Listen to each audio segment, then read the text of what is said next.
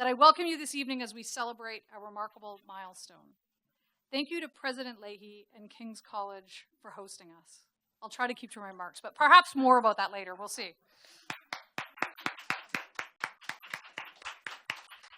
Let me also thank the leadership and colleagues at both Dalhousie University and the University of King's College who worked tirelessly to bring this initiative to fruition. The history of healthcare is not just about medical breakthroughs, it's about the people, policies, and power structures that have shaped who receives care, how they receive it, and who has historically been left behind. Both Dalhousie and King's recognize the need to explore questions of health equity from a critical, historic perspective. That's why today it's my great honor to announce the establishment of the Roper Hanna Chair in the history of healthcare and health equity, made possible through a generous $3.5 million gift from AMS Healthcare and the J&W Murphy Foundation.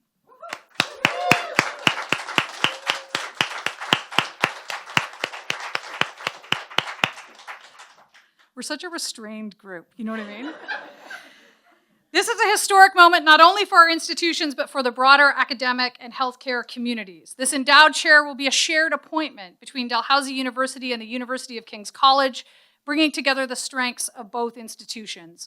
The holder of this chair, and I am so excited for this role, I looked at the terms and wondered if I could apply. It didn't say anything about tax or law, but I thought I could stretch it. But anyway, the holder of this chair will be committed to developing a robust understanding of how medical and bioethics change over time, with a particular focus on health equity, an area of increasing importance as we continue to grapple with systemic disparities in healthcare access and outcomes. I want to extend our sincere gratitude to both AMS Healthcare and the J&W Murphy Foundation for their vision and generosity in making this initiative possible. Your commitment to advancing research in healthcare history and health equity, especially, frankly, in this moment, is truly inspiring, and we're deeply grateful for your support.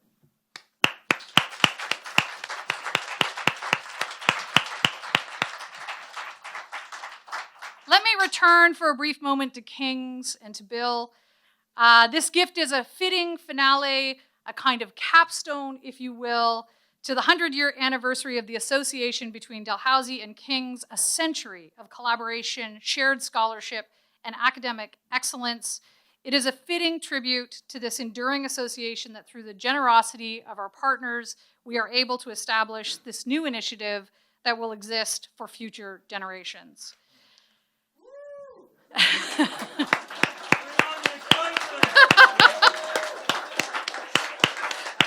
I can see I've got to Bill. And let me just say something about the pleasure of doing this with my colleague, Bill Lahey. We've had the great opportunity to work together as presidents of two extraordinary institutions in this province, beginning, I think, when I arrived here in 2010, for him, considerable periods of time before that. It is, only because he didn't arrive here in 2010, people. It is always exciting to work with Bill. Every project he brings for conversation is one that I am enthusiastic about embracing. It is a mutual partnership, and he has my great adoration and admiration, and I very much look forward to this chair being something that we are able to say we did together. Thank you. That wasn't that brief. And so if you need to sit down and you did not, when I initially warned this would be the time, there are still chairs empty. I'm going to welcome Gaynor Watson-Creed, Associate Dean, Serving and Engaging Society, to say a few remarks.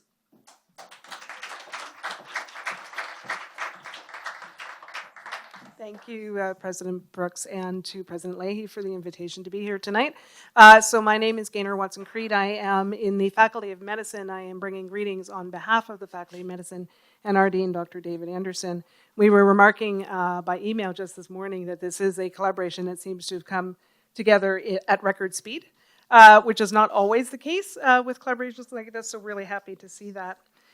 I am the Associate Dean for Serving and Engaging Society, which is a portfolio in the Faculty of Medicine that holds our Equity, Diversity, and Inclusion portfolio, as well as our Systems Change portfolio. I am not actually the lead of our Medical Humanities program, and so it was a little bit sideways that I came into this collaboration after having conversations with my colleagues there, Dr. Wendy Stewart, Dr. Runadara, and Dr. Sarah Fraser, who were quite thrilled to see this coming forward. We do, in fact, in the Faculty of Medicine, have a medical humanities program that has a long history, and some of the originators of that program are in the room here with us today. I want to particularly recognize Dr. Jock Murray, who I think is hiding in the back there somewhere, who is the founder of our medical humanities program in 1992, the years just before I started as a student myself at Dalhousie.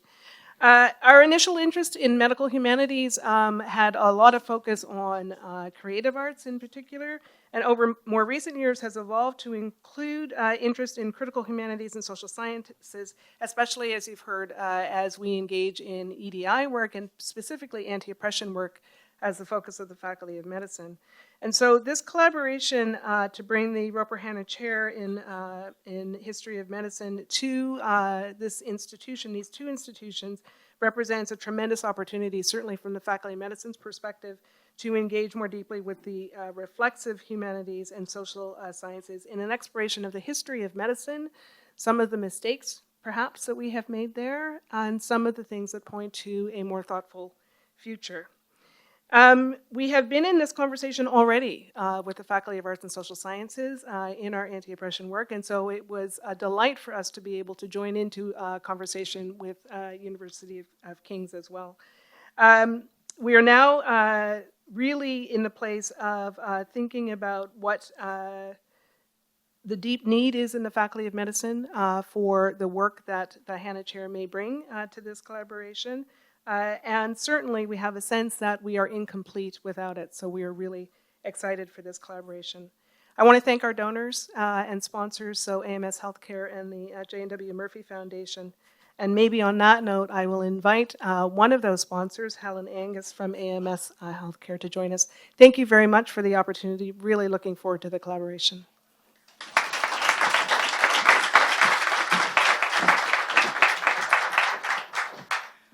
Well, it's completely brilliant to be here today, and delighted to have a chance to join you. I'm going to talk a little bit about AMS Healthcare, because you're probably wondering, who are these people? Where did they come from? What are they doing investing in the history of healthcare? Well, we have a long history of doing that, so I won't be too long, I promise. So we're an organization, and we're trying to make an impact on the history of medicine and healthcare in Canada, and I think our impact is enduring, and we have had lots of relationships over many years. I'm joined today by Lucy Frobe, who is an AMS Fellow in Residence, so I actually brought a historian with me, and a young and talented one at that. So this is the community that this chair will be interacting with. I don't know whether Robert Zed has been able to join us, but he was certainly very much part of making this chair happen. He's a board member of AMS and a resident of Nova Scotia as well.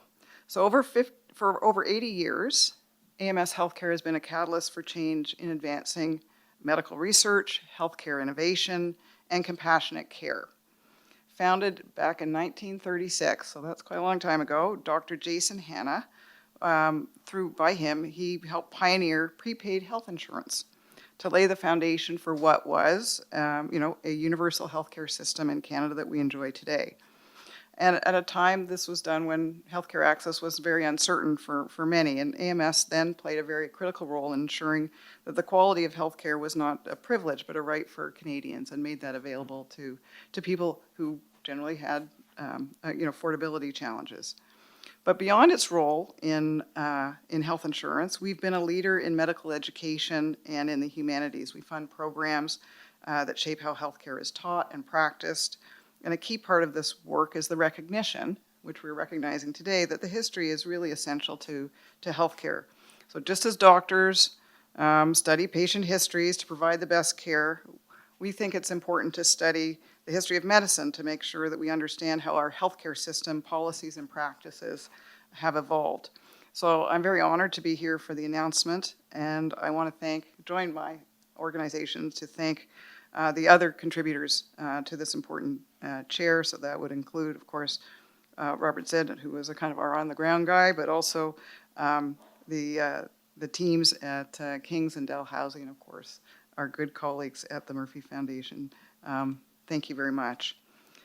Since the 1970s, AMS has been playing a leading role in really elevating the history of medicine as a crucial discipline in Canada.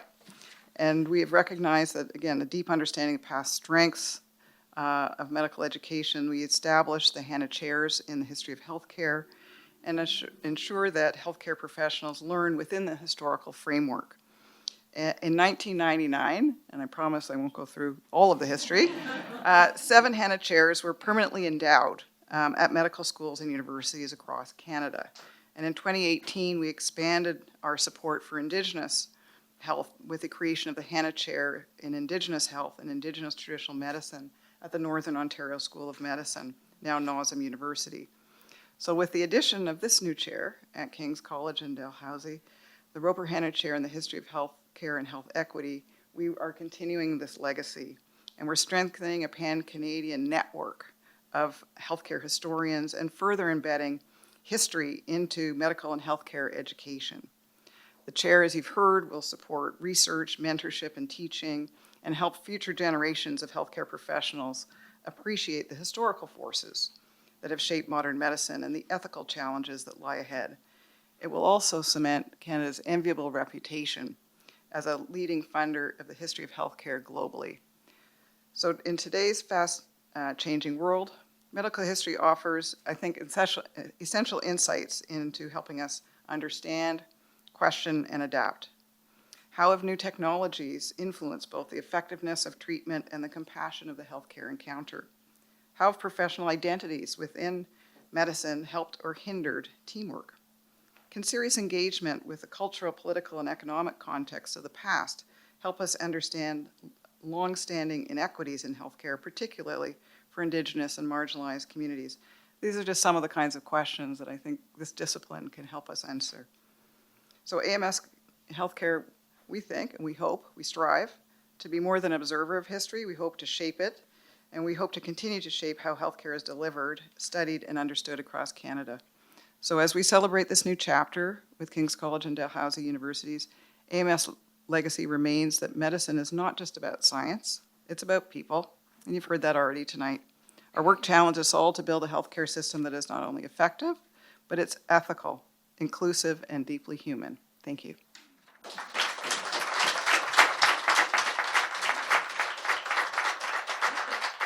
Hi, everyone.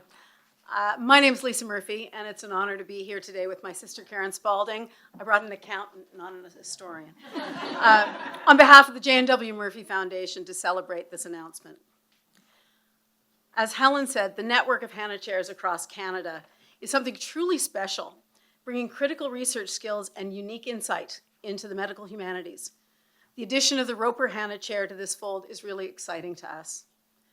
Our interest as a foundation is to look for creative solution seeking to critical problems.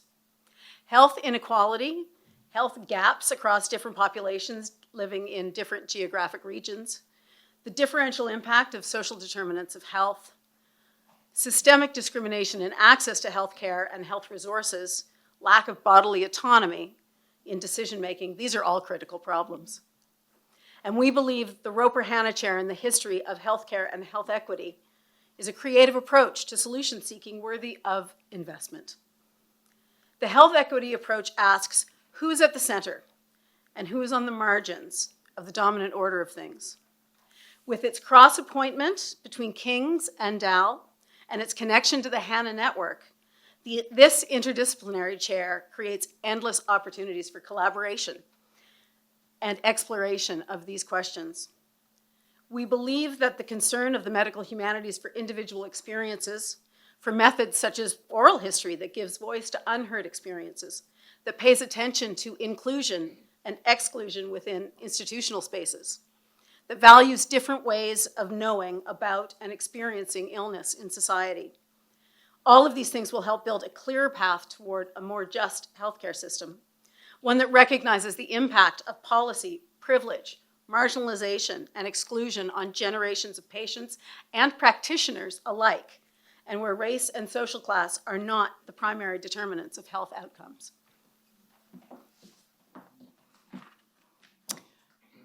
Thanks, Lisa. Really wonderful to see everybody here today to celebrate this wonderful event.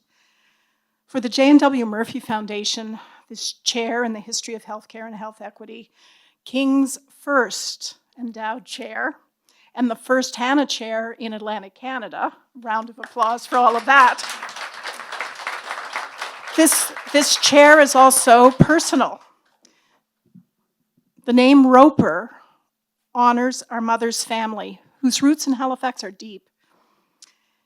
It also is especially meaningful that our mom's cousin and our, as I was explained to today, first cousin once removed, did I get that right? Dr. Henry Roper, distinguished historian, retired King's professor, and the last of our family to bear the Roper surname. Henry is part of this legacy. We are so happy to have him here tonight to share in the celebration. We are very grateful to have the opportunity to honor our mom, Janet Roper Murphy, and the Roper family in such a meaningful way. Our thanks to the teams at AMS, Dalhousie, and King's. And I'm going to do a side special shout out to Adrienne Abbott, who brought us, I'll tell you, that woman can herd cats. And she brought us all together for this conversation and this wonderful result. But again, thanks to AMS, Dalhousie, and King's for their commitment to advancing research into the medical humanities and health equity. Our hope is that the Hannah Roper Chair will help uncover healthcare's past for the betterment of its future. Thank you very much.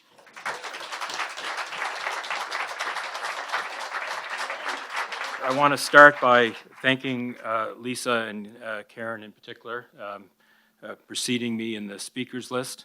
We're so grateful to Lisa and Karen for the matching gift that allowed the gift that Helen and the AMS healthcare system was prepared to make and allowed this opportunity to be brought to life here at King's and Dalhousie and in Halifax and in Atlantic Canada. And I just want to say, Adrienne's name has been mentioned quite appropriately a minute ago. As matching gifts go, this one was a photo finish. So in addition to noting Karen and Lisa's and their foundation's financial generosity, I think we'd be remiss if we didn't add thanks for the speed you employed in your decision making. It was a very close call. Thank you. So as has already been mentioned by Kim and others, the establishment of this chair helps advance medical humanities at King's and Dalhousie and in Atlantic Canada and Canada. And it does so building on a foundation of the association between King's and Dalhousie that has been evolving over the last 100 years. So this chair, as was just mentioned, is a new kind of collaboration between King's and Dalhousie and a new departure for King's, all together with the significant focus on research that comes with this chair and with a new relationship with the Faculty of Medicine. So at King's, we really could not be more excited. That expression, this is a dream come true. This is truly a dream come true from a King's perspective. I wanted to use this moment in a reciprocal fashion to recognize the enthusiasm that Kim Brooks has brought to all our conversations about how Dalhousie and King's can build new initiatives together on the great foundation of our 100-year-old partnership by combining the strengths of our two communities and the strengths of our larger Kings Dalhousie community. So a round of applause for Kim Brooks, please.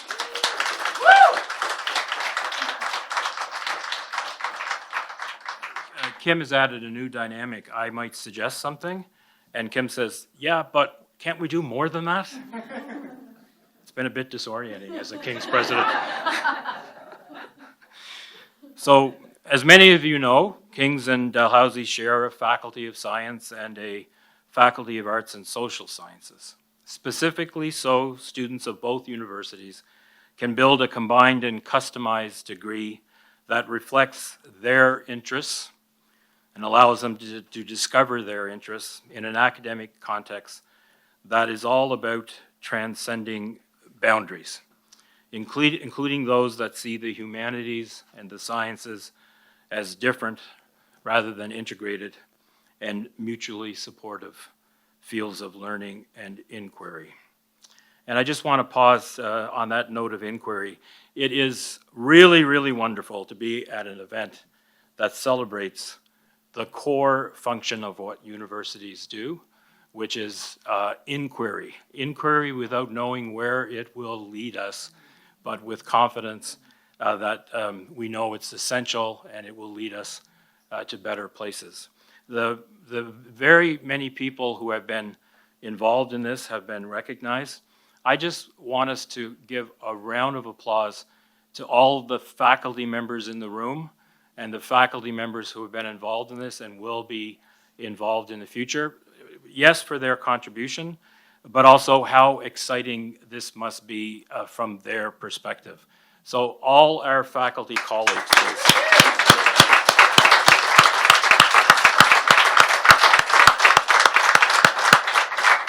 So Dalhousie and Kings do have this unique opportunity, students at Dalhousie and Kings, to pursue the certificate in medical humanities as part of their degree.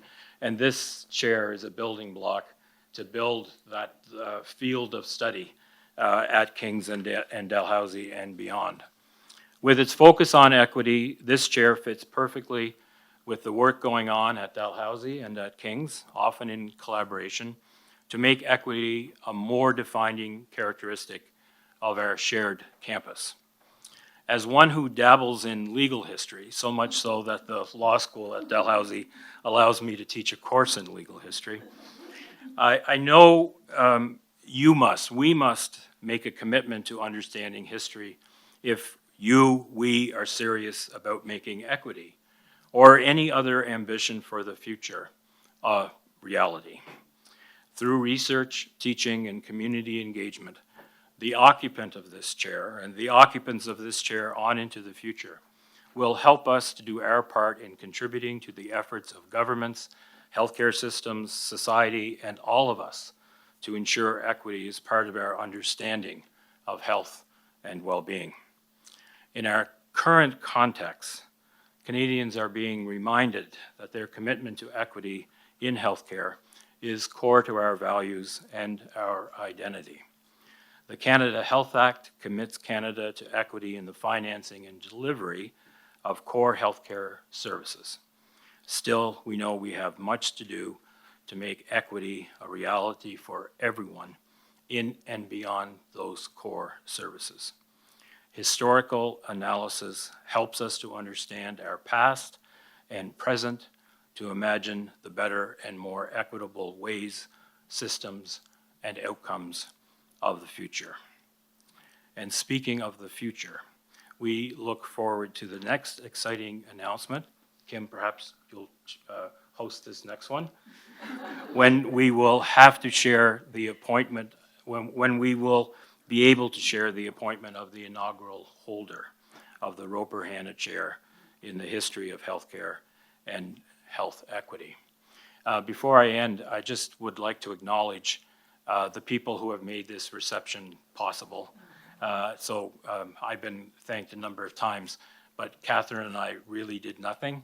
It's the people in the advancement department, the Chartwell's people who have been providing us with refreshments, and the facilities folks who have been in here all day setting up all of this lovely setting. So maybe a round of applause for them as well.